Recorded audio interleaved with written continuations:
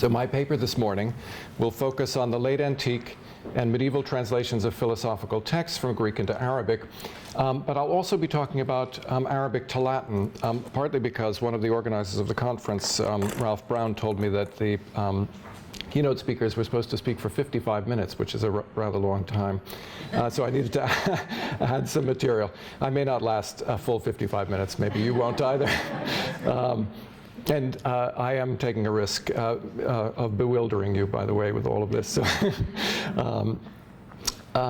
so I'm going to survey some aspects of these translations that can be more clearly viewed when refracted through a concept of translation that in Aristotelian and Porphyrian terms, and I'm going to be speaking a lot in Aristotelian terms throughout the paper, holds translation to be one species among several within the broader genus of textual kinesis, of motion or change, textual motion or change.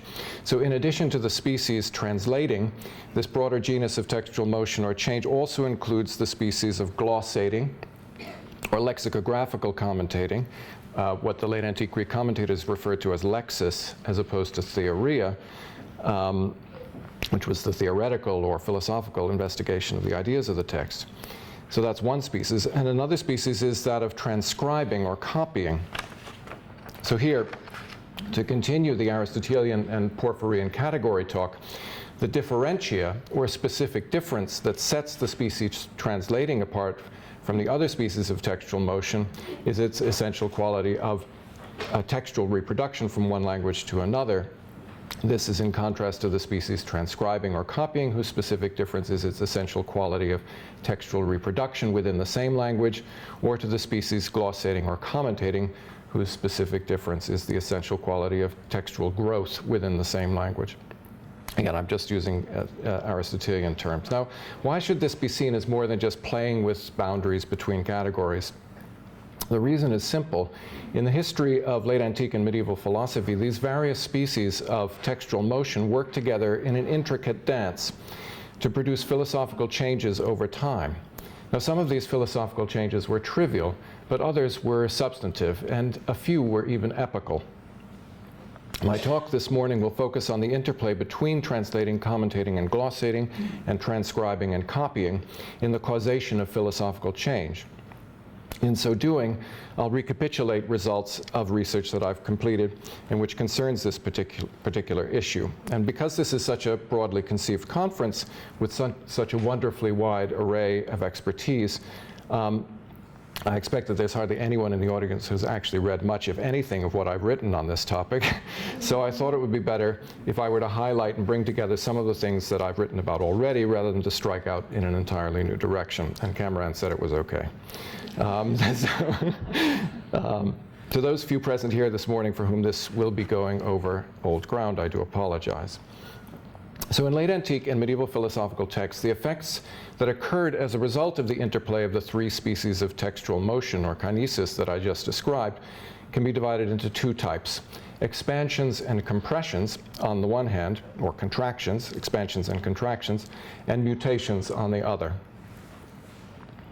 An expansion occurs when a single term in an earlier text comes to be rendered by two or more terms, but usually just two terms, in a subsequent version of that text. Expansions sometimes take the form of a hendiadys, that is, a rendering of a single term in the original language by a pair of parallel terms in the translated language. An expansion also occurs when a translator starts off using one translated term to render a word or phrase in the original text, and then later on switches to a different and presumably better translated term. Now, finally, an expansion can result from the glossing of one term by another term, either by a commentator or glossator working in his own language, or by a translator working in a second language. In each case, expansions survive because of their adaptability to their new textual environment. That is, because of their usefulness to subsequent authors working either in the original language or in the language of translation. Expansion can therefore represent substantive philosophical transformation in the sense of broadening the range of philosophical options available to later authors. Now, in my book, Avicenna's Metaphysics in Context, I discussed how the uses of the Greek term teleos, which means perfect or complete, in Aristotle's works and in the late antique Greek commentaries on Aristotle's works came to be rendered by the Arabic hendiadys tam kamil, sometimes with the conjunction tam wa kamil, meaning complete and perfect. It appears that the Arabic translators' use of this hendiadys, tam kamil, marked an intermediate stage of their renderings of teleos and related terms, Greek terms, such as telos, which means end or final cause, and teleotes, perfection or completion, both of which are terms that I'll come back to later on in my talk. Now, the translations began in the mid-9th century CE with the use of tam and other forms of the Arabic root tam mim mim, and culminated in the early 10th century with the use of kamil and other forms of the Arabic root kaf mim lam. Now, how is this hendiadys, this expansion of one Greek term into two Arabic terms in the Arabic translations of Greek philosophical works, adapted to survive in the new textual environment, that is, in the new texts of Arabic Islamic philosophy then being composed? Now, I've discussed one example in a recently published article on a certain type of syllogism that Aristotle introduces, the syllogismos teleos, the perfect syllogism or the complete syllogism. Now, the notion of the syllogismos teleos, the complete syllogism, left Aristotle's commentators somewhat confused. When introducing the idea of syllogismos teleos at Prior Analytics 1.1, 24b, 22 to 26, Aristotle says that this special type of syllogism is teleos, is complete or perfect, if it needs nothing other than the things taken in order for the necessity to be evident. Now, Aristotle's notion of syllogismos teleos raises a number of questions. The first problem is that further on in the Prior Analytics, Aristotle seems to backtrack a bit from an implication that he'd made earlier, that it's not all first figure syllogisms that are, in fact, are teleos, but only all assertoric syllogisms and most modal syllogisms. We don't need to bother about that. The second problem is that the criterion of obviousness, right, of self-evidentness, that's supposed to set a syllogismos teleos, a perfect syllogism, apart from all other syllogisms, seems hopelessly arbitrary and subjective. I'm sure that what's obvious to Kamran will be completely opaque to me, for example. Now, the third problem is one of apparent inconsistency, and it's on this problem that I shall focus. So in his definition of syllogism in general, at Prior Analytics 1.1, 24b, 18 to 22 at the bottom, which immediately precedes the definition of the complete syllogism, Aristotle says that a syllogism in general needs no other term from outside in order for the necessity to come about. So in one sense, all valid syllogisms in all the figures are complete, since they contain within themselves everything they need to conclude necessarily. They're lacking nothing. But it's only first figure assertoric and most modal first figure syllogisms, however, that are complete in this special sense, since they contain within themselves everything they need to conclude necessarily in an obvious or immediately self-evident way.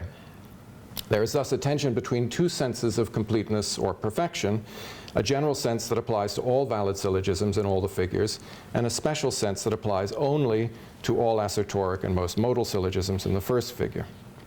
Now, although in these particular passages the Arabic translator of the Prior Analytics rendered teleos as kamil and didn't use the hendiadys tam kamil, the two terms were paired and used synonymously in many other translations of Aristotle's works, a practice that was picked up by some later Arabic authors, such as Fakhruddin Razi, who dies in 1210, and then imported into a logical context to describe perfect or complete syllogisms. Now, Ibn Rushd, or Averroes, who dies at the end of the 12th century, took advantage of the fact that, unlike his Greek predecessors, he had at his disposal a pair of Arabic words that could be subtly distinguished. So recall that an ambiguity arose because Aristotle labeled one subset of valid syllogisms as teleos, when it seemed that all valid syllogisms were teleos in some broader sense. With this ambiguity in mind, Ibn Rushd, or Averroes, differentiated between tam and kamil, holding that tam describes valid syllogisms in general, whereas kamil describes that special subset of syllogisms whose necessity is obvious. In other words, Ibn Rushd made a distinction between a syllogism being complete, tam, and a syllogism's being perfect, kamil. The quality of being complete extends to all valid syllogisms, which lack nothing for their conclusions to follow necessarily from their premises. These are then divided into two categories, perfect and imperfect, depending on whether or not that syllogism needs anything other than what's contained in it for the necessitation of its conclusion to be made obvious. And as far as I know, this is the first time tam and kamil were distinguished one from the other in such a canonical way.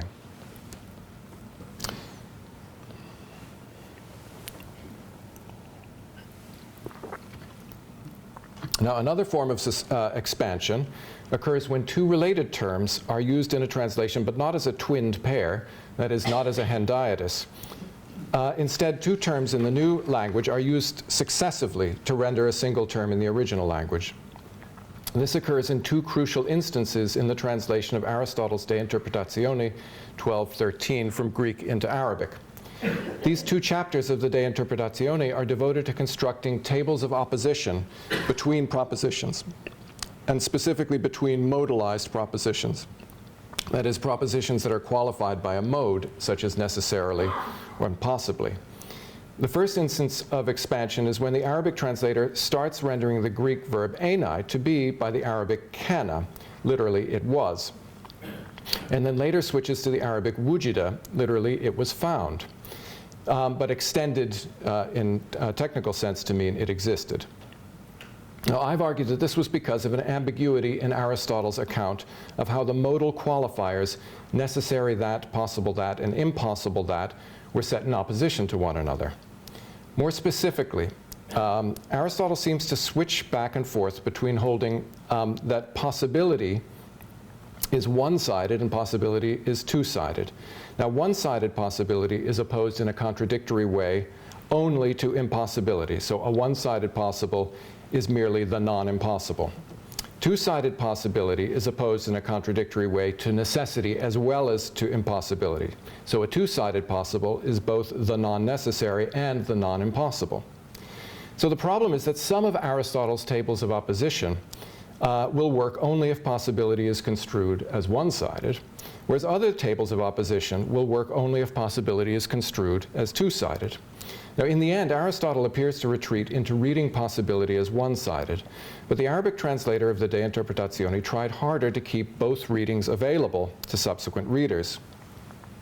In order to keep open a two-sided reading of Aristotle's account of possibility, the translator decided to stop using the Arabic kana to render the Greek term enai to be, and to start rendering enai with the Arabic wujida. This was because wujida carries a stronger existential implication than kana does. Kana is more purely copulative. And a stronger existential implication, in turn, helped prop up a two-sided interpretation of possibility. Now, this is because a more existential, as opposed to copulative, to be verb guarantees that the possible could be understood not merely as the non-impossible, which is opposed in a contradictory way to the impossible. It could also be understood as the non-necessary, in the sense of the contingent, that whose existence, or wujud, is caused, which is opposed in a contradictory way to the necessary, construed as that whose existence is uncaused. Immediately after this, the translator again introduces a new Arabic term in place of the term that he used first to render a Greek term. In this case, the Greek term was anankaion, necessary, which in the Arabic version of De Interpretatione 12-13 starts out being rendered in Arabic as daruri, and then ends up being rendered as wajib.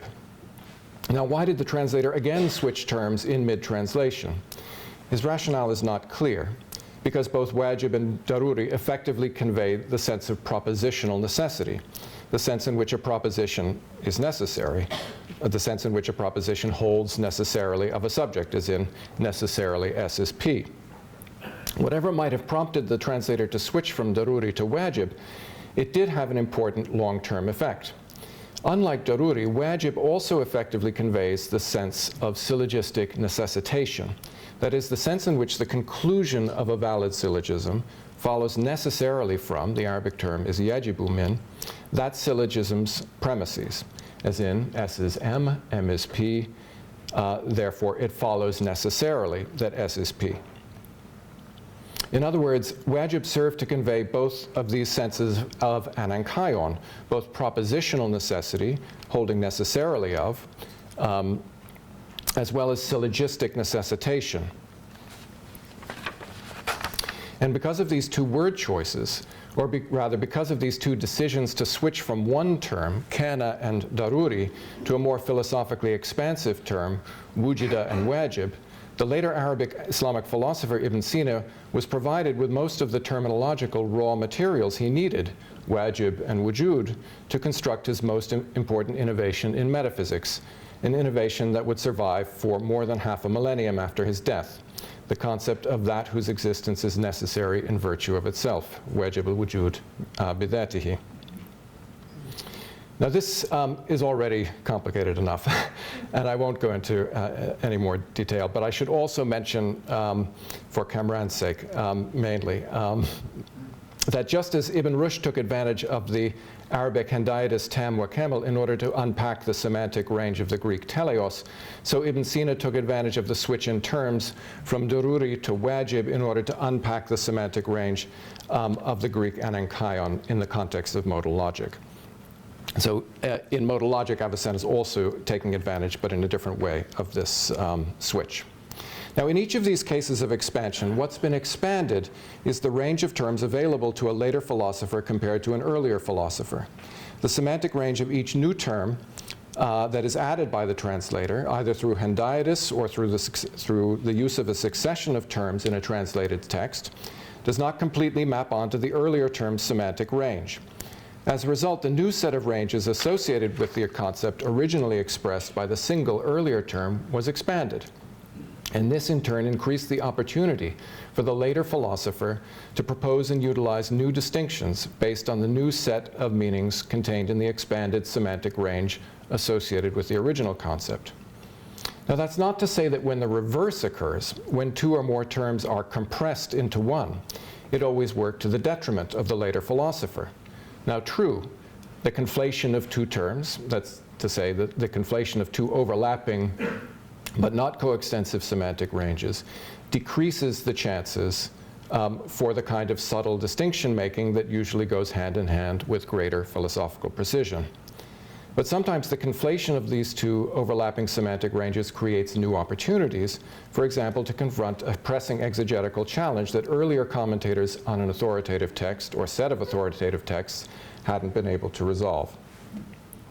Now, the example I'll cite to illustrate this phenomenon was in fact made possible in the first place by a preceding expansion. One of Aristotle's most elusive terms is entelecheia, variously translated into English as completeness, completion, actuality, actualization, perfection, fulfillment, and so on. Although it's not clear what exactly Aristotle had in mind when he used entelecheia, the term appears prominently in his discussions of two crucial concepts: change, kinesis, which is described in Physics Book 3, and the soul, psyche, which is described in De Anima 2. In the case of both change and the soul, entelecheia is used as a primary term of definition. The soul is described as quote, the first entelecheia of a natural instrumental body possessing life potentially, and change is described as, quote, the entelecheia of the potential insofar as it is potential. Now, given the centrality of entelecheia as a term of art, Aristotle's commentators felt compelled to gloss it with a less mysterious term. For example, the greatest early commentator on Aristotle, Alexander of Aphrodisias, as well as the early paraphraser of Aristotle, Themistius, glossed entelecheia with teleotes, and the gloss appears in an anonymous scholium as well. Now, the word teleotes comes from the Greek verb teleun, meaning to perfect or to complete. And the word teleos, which we've been introduced to already, meaning perfect or complete, and the word telos, meaning end or limit, and hence final cause, also come from this same stem. The result was that late antique readers were led by the commentators Alexander and Themistius to believe that at the deepest level, entelecheia was associated with the notion of teleotes, of perfection or completeness, and that if a thing was defined as an entelecheia of some sort, the way that that thing operated as a cause was most likely to be as a telos, that is, as an end or final cause. Influenced by this hermeneutical trend among late antique Greek commentators, the earlier Arabic translators of Aristotle often used a single Arabic term, tamam, to render the two distinct Greek terms telos and entelecheia. This can be seen most starkly in the Arabic version of Metaphysics, Book 9, which was produced during a relatively early stage of the Greco-Arabic translation movement. In the later physics translation, by contrast, the new generation of translators used two distinct Arabic terms, istikmal and raya, to render entelecheia and telos, respectively. In spite of the attempts by these later translators to distinguish between entelecheia and telos, the close association between entelecheia and final causality had already been hardwired, as it were, into the Arabic version of the metaphysics, of Aristotle's metaphysics, a connection supported by centuries of prior Greek commentating. Now, what philosophical advantage was gained by linking entelecheia so closely to final causality? Now, as is well known, the late antique Greek commentators were motivated by the Neoplatonic commitment to harmonize Aristotle's and Plato's theories. Often this meant trying to fit an Aristotelian square into a Platonic circle. Then one of the Neoplatonists' most daunting challenges was to find a way to reconcile Plato's apparent belief in the separability of the human soul with Aristotle's apparent belief that because the soul is like the form of the body, it's inseparable from the body. In a different context, the Neoplatonists had promoted a new way of dividing up Aristotle's famous four types of cause. According to the Neoplatonists' account, Aristotle's formal cause and material cause were intrinsic to or immanent in their effect, while Aristotle's final cause and efficient cause were extrinsic to or transcended their effect. The late antique Greek commentators reasoned as follows. Because Aristotle defines the soul as an entelecheia, because the greatest interpreter of Aristotle, Alexander, glosses entelecheia by teleotes, because teleotes is etymologically related to telos, and because Aristotle often uses telos and tohu heneka, or final cause, that for the sake of which, interchangeably, therefore the soul's primary mode of causation must therefore be as a final cause. And because final causes were extrinsic to or transcended their effects, so the soul, by Aristotle's own logic, should be seen to be extrinsic to or transcending its effect, namely the body. The linking together of entelecheia and telos by the late antique Greek commentators meant that, at least on the issue of the soul's separability, Aristotle's position could be shown to be much closer to Plato's than might first appear to be the case. In some of the Arabic translations of Aristotle's works, the two concepts were further conflated by the translator's use of a single Arabic term, tamam, to render both entelecheia and telos. The result was that medieval Arabic philosophers such as Farabi and Ibn Sina could read some of the Arabic translations of Aristotle himself as supporting the view that the human rational soul is separable from the body. Although this kind of terminological compression seems to run counter to a philosopher's desire for greater precision through the invention of distinctions, in this case it helped late antique Greek and medieval Arabic philosophers to confront the awesome interpretive challenge of reconciling Plato's and Aristotle's theories of the soul. Now, when a philosophical term transforms as a result of a conscious act of expansion or compression, either by a translator or a glossator, some element of intentionality is clearly involved. What happens when a textual transformation occurs purely by accident? This is the case with the Arabic term shay'iyya, or thingness.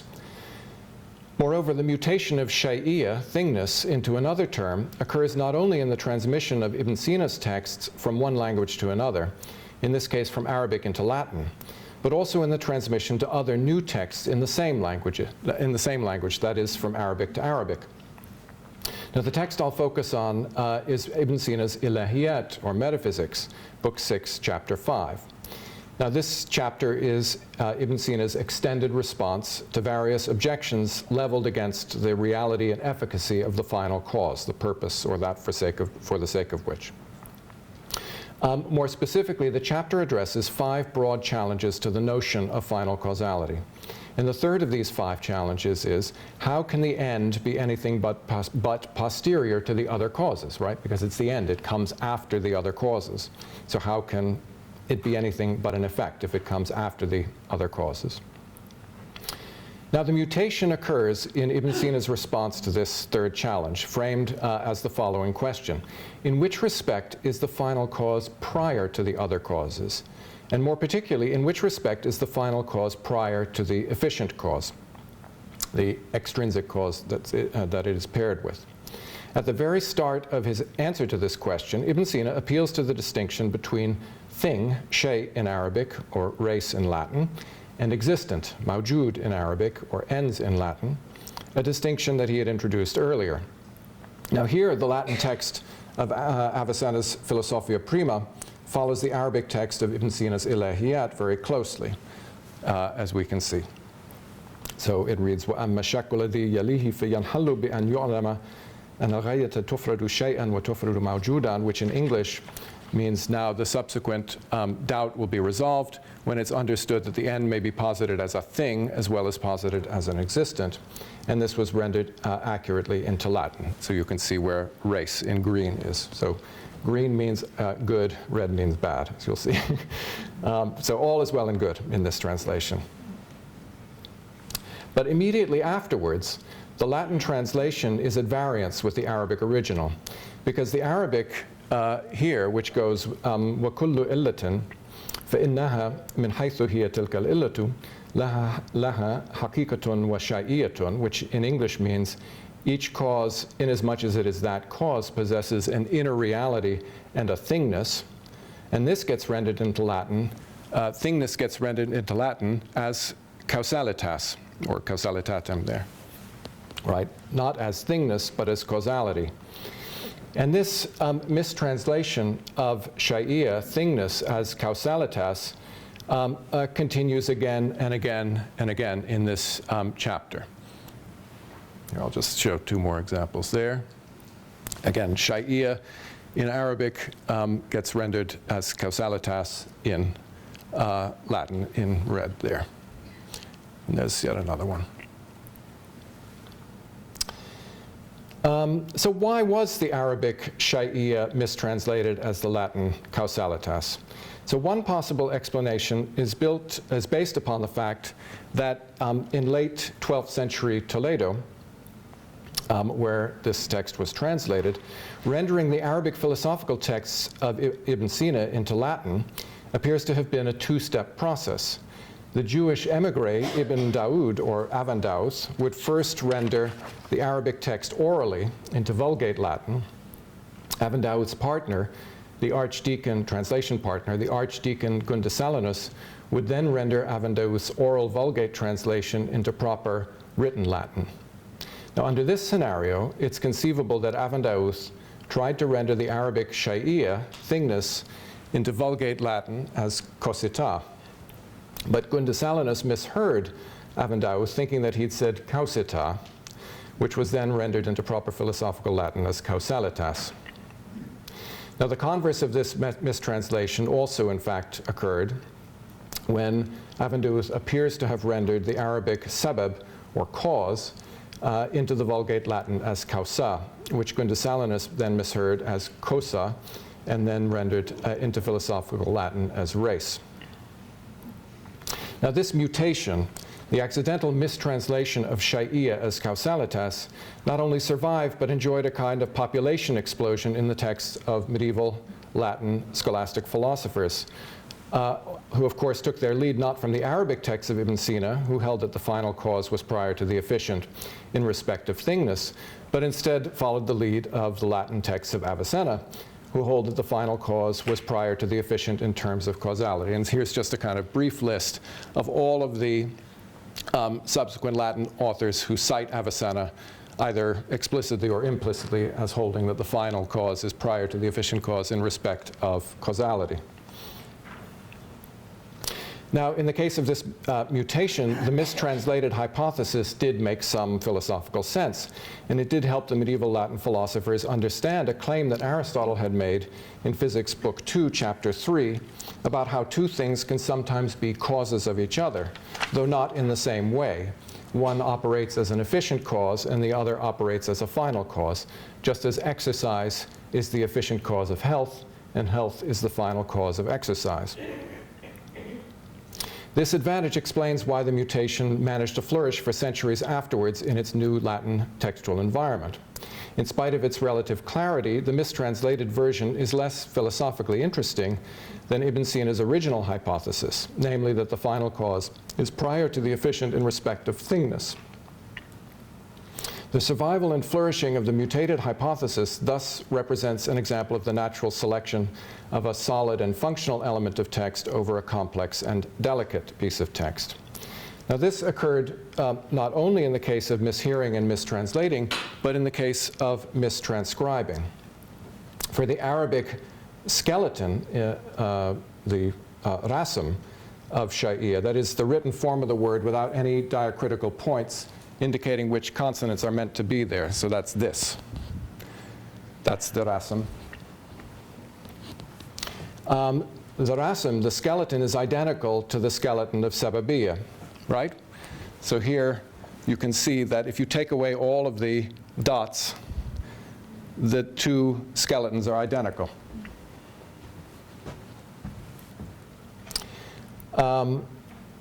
And it's true that Arabic scribes often copied in a kind of shorthand without fully pointing the rasm or skeleton of a given word. Now, it turns out that in a number of later Arabic summaries of Ibn Sina's analysis of the relationship between final and efficient causes, subsequent Arabic writing authors reproduced Ibn Sina's hypothesis as holding that the final cause is prior to the efficient cause with respect to causality, not with respect to thingness. I should mention, though, that none of the manuscripts of Avicenna himself maintain this. The manuscripts are unanimous of Avicenna himself retaining Shai'iyya or thingness. But, for example, in the famous doxography of Shahrastani, the Kitab al-Milal wa Nihal, the author paraphrases a passage from Ibn Sina's book, The Najat, on final and efficient causes, but appears to read causality, sababiyya, instead of thingness, Shai'iyya. According to the editor's critical apparatus, however, many of the Milal manuscripts read Shai'iyya. Now, the point here is that mutations such as this can occur in a transcription from one text to a second text in the same language, or in a translation from one text in one language to a second text in another language. So, by way of conclusion, let's recall that at the beginning of my talk, I suggested that we conceive of translation as one of several species of textual kinesis or motion, a genus that also includes the species glossating and commentating on the one hand, and transcribing and copying on the other hand. As we saw, these three species of textual motion interact to produce a range of effects. The proximate effects, which are found in the translated, transcribed, and glossated texts themselves, included expansion and contraction or compression, as well as mutation.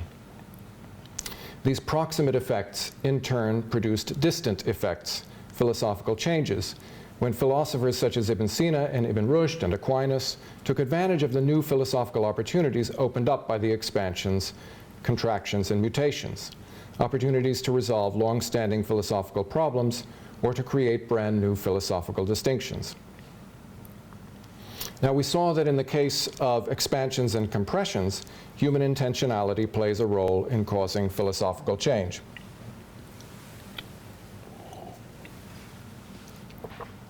That's not to say that Aristotle intended to make a hard and fast distinction between the completeness that all valid syllogisms possess and the perfection that first figures arsatoric syllogisms possess.